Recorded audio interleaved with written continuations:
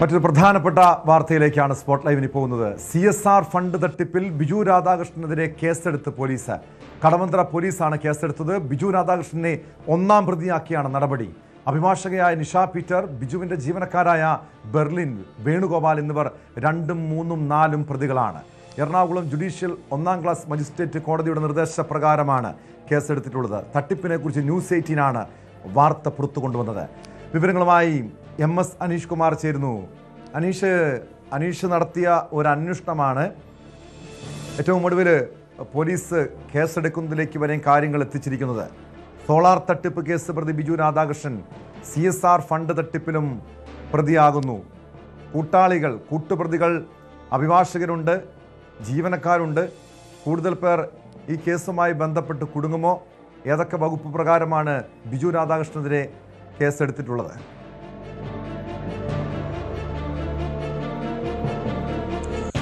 Tom, ഏതാണ്ട് 2 ആഴ്ച മുമ്പാണ് ന്യൂസ് 18 ബിജു രാധാകൃഷ്ണൻ്റെ പുതിയ തട്ടിപ്പിനെ കുറിച്ചുള്ള വാർത്തകൾ പുറത്തു വിടുന്നത്. അതിനുശേഷം പിന്നീട് പരാതിക്കാർ പലരായി മുന്നോട്ട് വരികയും അവർ ഔദ്യോഗികമായി തന്നെ പരാതി നൽകുകയും ചെയ്തു. മുഖ്യമന്ത്രിക്കാണ് മലപ്പുറം സ്വദേശിയായ റിൻഷാദ് എന്ന യുവാവ് പരാതി അയച്ചത്. അയാളുടെ ഒരു സന്നദ്ധ സംഘടന ഉണ്ടായിരുന്നു. ആ സന്നദ്ധ സംഘടനയ്ക്ക് ഈ വലിയ തോതിലുള്ള CSR ഫണ്ട് വാങ്ങി നൽകാം എന്ന് ചൂണ്ടിക്കാട്ടി പലതവണയായി 27 ലക്ഷത്തോളം രൂപ തട്ടിയെടുത്തു എന്നാണ് അയാൾ പരാതിയിൽ പറഞ്ഞിരുന്നത്. പലവട്ടം ഈ പണം മടക്കി ആവശ്യപ്പെട്ടു, അല്ലെങ്കിൽ നേരിട്ട് വാഗ്ദാന പ്രകാരമുള്ള CSR ഫണ്ട് ലഭിക്കണമെന്ന് ആവശ്യപ്പെട്ടു.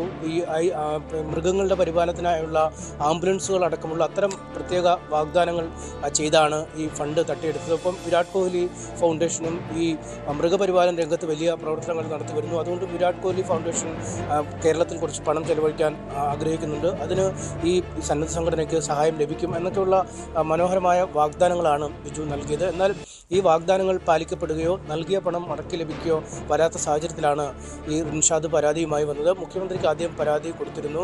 ഉചിതമായ നടപടികൾക്കായി താഴെത്തട്ടിലേക്ക് അയച്ചിരിക്കുന്നുവെന്ന് മുഖ്യമന്ത്രിയുടെ ഓഫീസിൽ നിന്ന് അറിയിപ്പ് ലഭിക്കുകയും ചെയ്തു. പിന്നീട് കടവന്ത്ര പോലീസ് സ്റ്റേഷനിലെത്തി നേരിട്ട് തന്നെ റിൻഷാദ് പരാതി കൊടുത്തു. താനിങ്ങനെ കബളിപ്പിക്കപ്പെട്ടിരിക്കുന്നു, തനിക്ക് ബിജു രാധാകൃഷ്ണനാണ് ഈ ആള്, അല്ലെങ്കിൽ തൻ്റെ പക്കൽ നിന്ന് പണം വാങ്ങിയേക്കാൾ ആൾ ഈ NHF എന്ന സംഘടനയുടെ അതിൻ്റെ ഏറ്റവും തലപ്പത്ത് നിൽക്കുന്ന ആൾ ഈ തട്ടിപ്പുകാരനായ പഴയ ബിജു രാധാകൃഷ്ണനാണ് എന്ന് തനിക്കറിയില്ലായിരുന്നു. ബിജു ജോർജ് കല്ലിലിത്തടത്തിൽ, ബിജു വർഗീസ് തുടങ്ങി അങ്ങനെ പല പേരുകളിലാണ് ഇയാൾ പരിചയപ്പെടുത്തിയത്.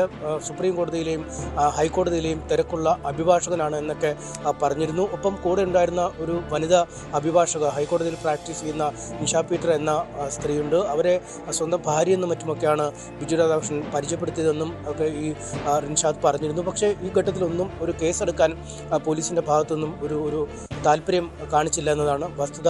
ഈ വിവരങ്ങൾ, അതായത് നമ്മൾ ഈ അന്വേഷണം പുറത്തുവിട്ടതിന് തൊട്ടു പിന്നാലെ തന്നെ രഹസ്യാന്വേഷണ വകുപ്പിലെ ഉദ്യോഗസ്ഥരടക്കം നമ്മളെ സമീപിച്ചിരുന്നു. നമ്മളിന്ന് വിവരങ്ങൾ തേടി, ഒപ്പം ഈ സ്ഥാപനങ്ങൾ നിലനിൽക്കുന്ന ഇടങ്ങളിൽ പോയി വിശദമായ അന്വേഷണം നടത്തുകയും ചെയ്തു. എന്തായാലും അടി മുതൽ മുടി വരെ ദുരൂഹമാണ് ഈ സ്ഥാപനത്തിൻ്റെ ഇടപെടലുകൾ എന്നാണ് അവർ റിപ്പോർട്ട് നൽകുകയും ചെയ്തത്. പക്ഷേ അത്തരമൊരു റിപ്പോർട്ടുകൾ നൽകിയിട്ട് പോലും കേസെടുക്കുന്നതിൽ പോലീസ് ഒരു മെല്ലപ്പോക്ക് നയമാണ് കാണിച്ചത്. ഇതേ തുടർന്നാണ് പിന്നീട് റിൻഷാദ് എറണാകുളം 1ാം ക്ലാസ് മജിസ്ട്രേറ്റ് കോടതിയിൽ ഒരു ഹർജി നൽകിയത്. സ്വകാര്യ അന്യായം ഫയൽ ചെയ്യുകയായിരുന്നു. ആ സ്വകാര്യ അന്യായത്തിൽ പോലും പോലീസ് ഒരു അനുകൂല നിലപാട് സ്വീകരിച്ചില്ല എന്നതാണ് വസ്തുത. കാരണം കഴിഞ്ഞ ആഴ്ച ഈ സ്വകാര്യ അന്യായത്തിൽ റിപ്പോർട്ട് തേടിയിരുന്നു. അന്ന് പോലീസ് റിപ്പോർട്ട് കൊടുക്കാൻ വൈകുന്ന ഒരു സാഹചര്യം, അല്ലെങ്കിൽ പോലീസ് റിപ്പോർട്ട് കേസ് പരിഗണിച്ചപ്പോഴും ലഭ്യമാവാത്ത ഒരു സാഹചര്യം ഉണ്ടായിരുന്നു. അന്ന് വലിയ വിമർശനം പോലീസിന് നേരെ കോടതിയുടെ ഭാഗത്തുനിന്നും ഉയരുകയും അതിനുശേഷം ഏറ്റവും ഒടുവിൽ കഴിഞ്ഞ ദിവസം ഈ കേസെടുക്കണമെന്ന നിർദ്ദേശം പോലീസിന് നൽകുകയുമായിരുന്നു. എന്തായാലും കോടതിയുടെ ഇടപെടൽ പ്രകാരമാണ്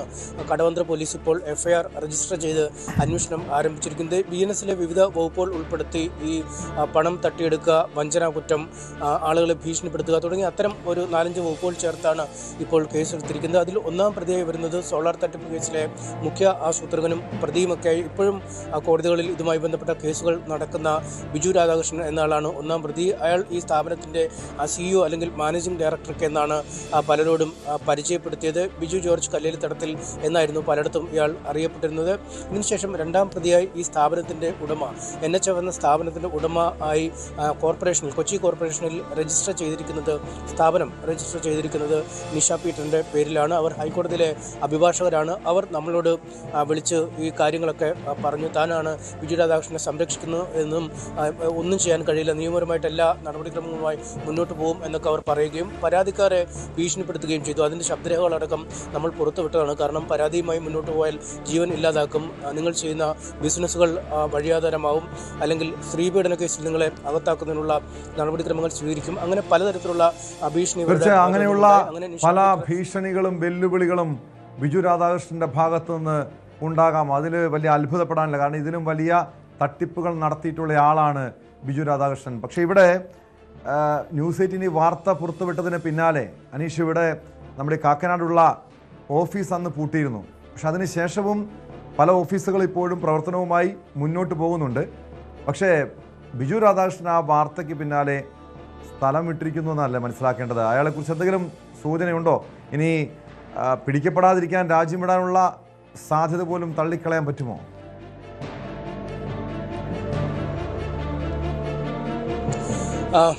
ബിജു രാധാകൃഷ്ണൻ്റെ സ്ഥാപനങ്ങൾ കൊച്ചി നഗരത്തിൽ തന്നെ 4 സ്ഥാപനങ്ങൾ ഉണ്ടായിരുന്നു. അതിൽ 3 സ്ഥാപനങ്ങളും നിലവിൽ പൂട്ടിയ അവസ്ഥയിലാണ് എന്ന് അറിയാൻ കഴിയുന്നു. ഇതിലേറ്റവും പ്രധാനപ്പെട്ടത് ഈ പനമ്പള്ളി നഗറുള്ള ഓഫീസായിരുന്നു, NHF എന്ന സ്ഥാപനത്തിൻ്റെ ഓഫീസ്. അവിടെയാണ് റിൻഷാദും അങ്കമാലിയിൽ നിന്നുള്ള മറ്റൊരു പരാതിക്കാരനായ ഏലിയാസുമൊക്കെ പണം നൽകിയത്. ഒരുപാട് പേർ അവിടെ പോയി വന്നിരുന്നതായി അവിടുത്തെ സമീപത്തിലുള്ള ഓഫീസുകളിലെ ജീവനക്കാരിൽ നിന്നും നമുക്ക് മനസ്സിലായി. ആദ്യം ഒരു ചെറിയ മുറിയായിരുന്നു അവിടെ തുടക്കം കാലത്തുണ്ടായിരുന്നത്. പിന്നീട് ഒരു 2 മുറിയായി മാറുന്നു. പിന്നീട് ആ ഒരു നില മൊത്തം ബിജു രാധാകൃഷ്ണൻ വാടകയ്ക്ക് എടുക്കുന്ന ഒരു അവസ്ഥയിലേക്ക് കാര്യങ്ങൾ നീങ്ങുന്നു. പക്ഷേ പണം മുടക്കി കുറച്ച് നാളുകൾ കഴിഞ്ഞപ്പോൾ പണം തിരികെ ലഭിക്കാതെ വന്ന ഒരുപാട് ആളുകൾ പരാതിയുമായി അവിടെ വരികയും വലിയ ബഹളമുണ്ടാക്കുകയും ഒക്കെ ചെയ്ത സാഹചര്യത്തിൽ ഒറ്റ രാത്രി കൊണ്ട് പനമ്പള്ളി നഗറിലെ ഓഫീസ് ഒഴിഞ്ഞ് അവിടെ നിന്നും മാറി കാക്കനാട് ഭാഗത്തേക്ക് പ്രവർത്തനം കേന്ദ്രീകരിക്കുകയായിരുന്നു. എന്തായാലും ഈ വാർത്ത പുറത്തു വന്നതിന് പിന്നാലെയാണ് ബിജു രാധാകൃഷ്ണനാണ് ഇത്തരത്തിൽ ഈ തൻ്റെ കെട്ടിടം വാടകയ്ക്കെടുത്ത് അവിടെ ഒരു ഓഫീസ് നടത്തുന്നതെന്ന് കെട്ടിട ഉടമ മനസ്സിലാക്കുകയായിരുന്നു.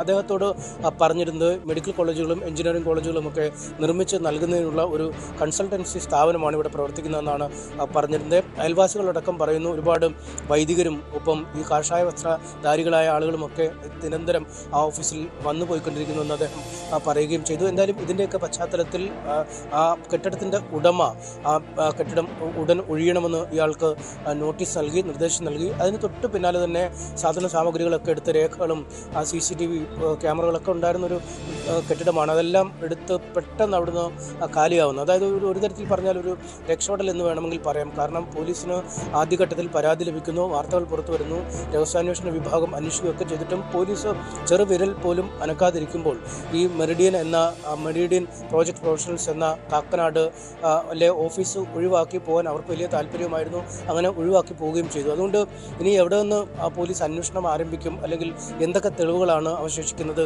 എന്നതിനെക്കുറിച്ചൊരു കൃത്യമായ ചിത്രം ഇപ്പോഴും നമുക്ക് പറയാൻ കഴിയില്ല. പക്ഷേ ഒരുപാട് പരാതിക്കാർ ഈ കേസെടുത്ത സ്ഥിതിക്ക് വരാൻ സാധ്യതയുണ്ടെന്നാണ് മനസ്സിലാക്കുന്നത്. തമിഴ്നാട്ടിലും കർണാടകത്തിലുമൊക്കെ ഒരുപാട് പേർക്ക് പണം നഷ്ടപ്പെട്ടിട്ടുണ്ട് എന്ന വിവരം ലഭിക്കുന്നുണ്ട്. കോയമ്പത്തൂരിലും പോണ്ടിച്ചേരിയിലുമൊക്കെ ഈ CSR സമ്മിറ്റുകൾ നടത്തി ഒരുപാട് സന്നദ്ധ സംഘടനകളെ ഇവിടേക്ക് ആനയിച്ചു കൊണ്ടിരുന്ന സാഹചര്യമുണ്ട്.